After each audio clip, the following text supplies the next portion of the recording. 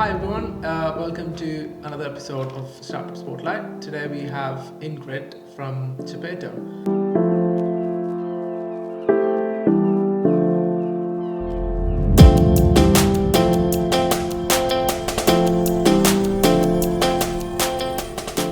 I'm Ingrid. I'm the CEO of Japeto, and we are a software development agency based in Essex. And we specialize in building AI solutions, especially for organizations that need to get the answer right every time.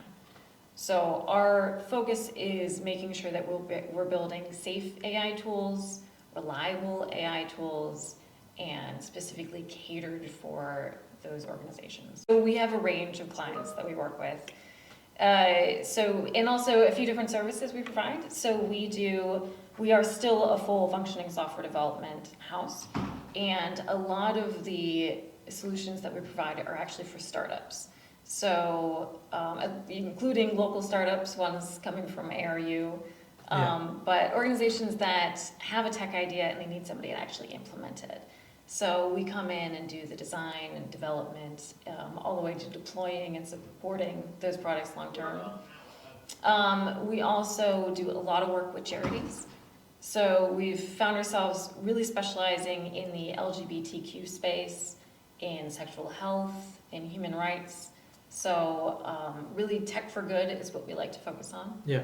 And then also government and healthcare. So it's quite a range. Yeah. But in general, we like to add to organizations who are actually trying to do good.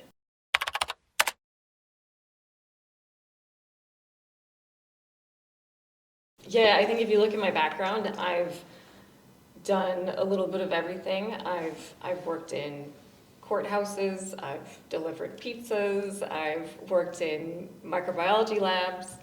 But my background originally, I was really interested in microbiology, but the thing that drew me to it was doing research and ultimately problem solving.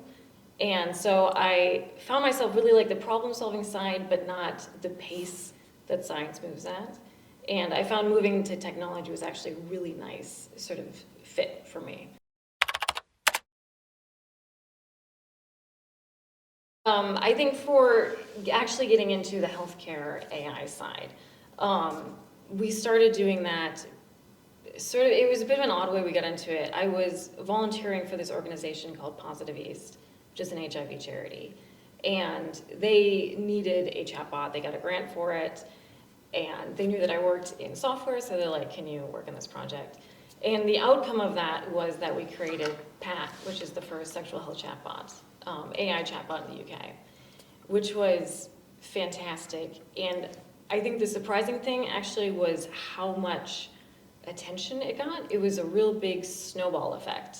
Yeah. And we basically realized that, honestly, they were getting grant funding from Comic Relief, from Public Health England, NIHR.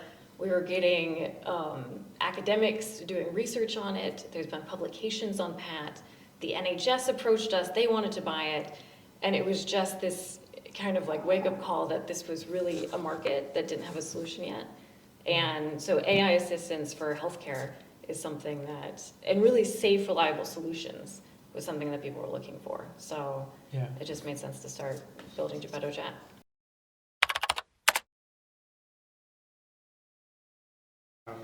Yeah, it's the reason that Japeto exists, realistically. So we formed, me and Jamie Tidman co-founded Japeto a couple years ago, 2.5 years ago. And I basically went to Jamie and I said, this is a huge opportunity. There is obviously a need for these tools and better and cheaper tools, which is great. And I think it's really great to have an idea and a solution, but to actually fund it, you need to have developers working on it, you need a marketing budget, you need to bring in experts, and even like the legal side and all that, you need to be able to pay those bills. Yeah. So an Innovate UK Smart Grant was critical in basically getting us our funding. So we were able to get, I think the total project was 250,000, and then Innovate covered 105,000. And it's a really good opportunity too, because there's no equity. They don't take any equity out. Yeah. You don't have to pay back. So it sort of jump-started the whole operation. There is a lot of chatbots. We're in a boom. It's kind of funny because when we started the project, it was before OpenAI released the ChatGPT that we all know right now. And then afterwards, there was like Claude, Anthropic, and all these things, and like this big boom of AI tools. And they're really powerful, they're really useful. But they're not really designed out of the box with healthcare in mind. So when we were building Japeto Chat, we co-designed it with charities and with healthcare. So as far as that goes, I mean, it involves ticking a lot of boxes. So you have to make sure that you have something called DTAC if you work in healthcare and software. So we make sure that we worked with clinical safety officers to make sure our processes were safe, and you have to make sure it's GDPR compliant. So if you have an AI tool, you can't, if you're in healthcare, you can't just send all that data to servers in the US. You actually want to keep that data local. So compared to other AI companies that are really just maybe taking a tool like OpenAI and then building a wrapper around it, we need something more complex for healthcare. So we need to be thinking about where the data goes.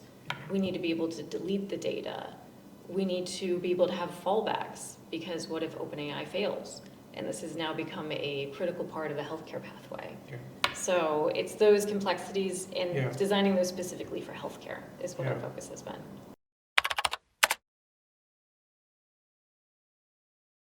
Yeah, it is a confusing and evolving topic, I would say. And I don't think there's a super clear answer. Because something that's really happened in the past 2 years is the regulation around AI is changing and evolving. And I think there's a lot of people are sort of on the back foot about what we should expect from AI, we should expect from privacy, from data and security. And like when it comes to AI, I think it's important to realize that it's a tool. It's not inherently ethical or not ethical. It's a tool, it's a software tool, and it's a tech choice to solve a problem. So the way that we approach it is we actually look at the use case and what we're trying to achieve, and think about what we can do to protect the interests of the end users. And in our case, that's looking at making sure that if somebody discloses their HIV status to our sexual health chatbot, that we're scrubbing the personal information so it doesn't even hit the servers. So we don't want to save that information. We don't want to risk a data leak. We don't want that data to be used to retrain other AIs. So maybe there would be a breach at some point. So really, we do just want to think about actually how it's going to be used and be proactive about thinking about that. I think this is just a trend in general. I don't think it's just AI, but we're always making decisions about our privacy and our data when we're going online or using the internet. And I think it's getting more and more comfortable to exchange your personal information in return for a more customized experience. And I think there's a bit of comfort that we get into with that. And I do think it's a trend. I don't think it's unreasonable at the same time, because sometimes it's like worth having a more tailored experience online. And in an exchange, the internet is able to see what you search for on, a product website or something like that. I think there's a lot of emerging tech talent that's coming out of here.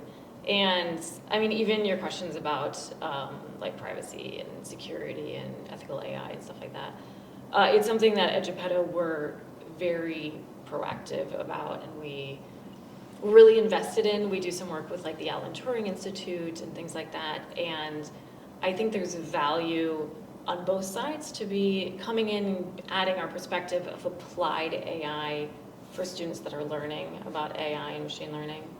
And then on the flip side, I think it's just very energizing for a company to we get to work with students and do projects. Best best advice. If you do want to start an AI startup or a startup in general, I think from my experience, and again, like I've been running this business for a few years now, so it's been a major learning curve, is you just get your ideas in front of people super fast. Don't be precious about ideas. Don't be precious about any of your work. Just expose it, try it out, do little tests, just keep exposing ideas, and fail as publicly as possible, basically. But you just want to keep on doing as much as you can. All right. Yeah, I think if you got an idea, just go for it. Make it happen. Try it out. The worst that can happen is that the business doesn't work, doesn't succeed, and if that happens, just go and try again.